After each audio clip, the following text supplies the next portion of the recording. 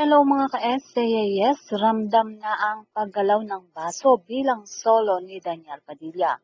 Nang mag-contract signing nga siya muli sa ABS-CBN, ito na yung solo era ni Daniel. At yung salita ni ABS-CBN CEO Carlo Katigbak na very meaningful kung gaano niya nga pinagkakatiwalaan si Daniel bilang tao. Ito yung sinabi ni CEO Carlo Katigbak. When we lost our franchise, may tinext ka sa akin. Salamat po sa pakikipaglaban. Nagawa niyo na ho ang lahat. Ngayon, ang Diyos na po ang bahala.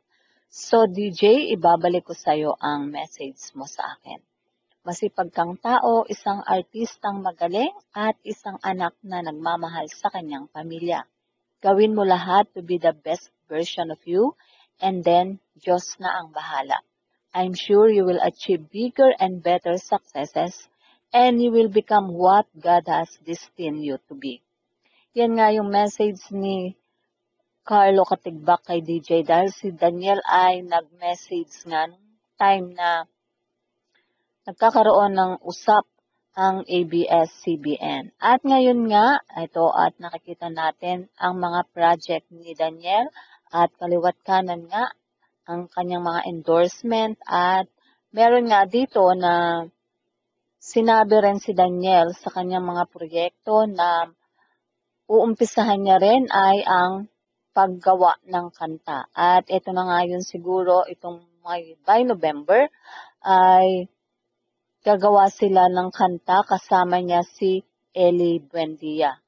At ito ay hindi muna nagbibigay ng impormasyon na iba dahil ito ay siguro sinusurprise nila. Pero syempre excited ang mga fans na solid ni Daniel na malaman nga yung mga proyekto na ito ni Daniel.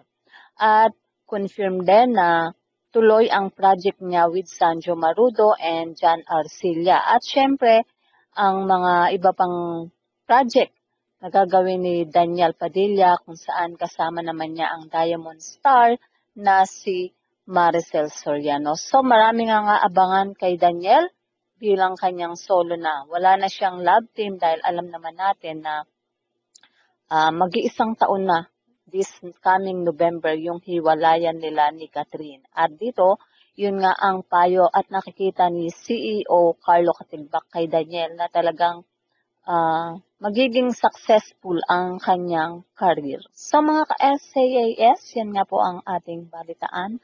At kung inyong naibigan, put your comment down below. At syempre, huwag kakalimutang mag-like, share, and subscribe.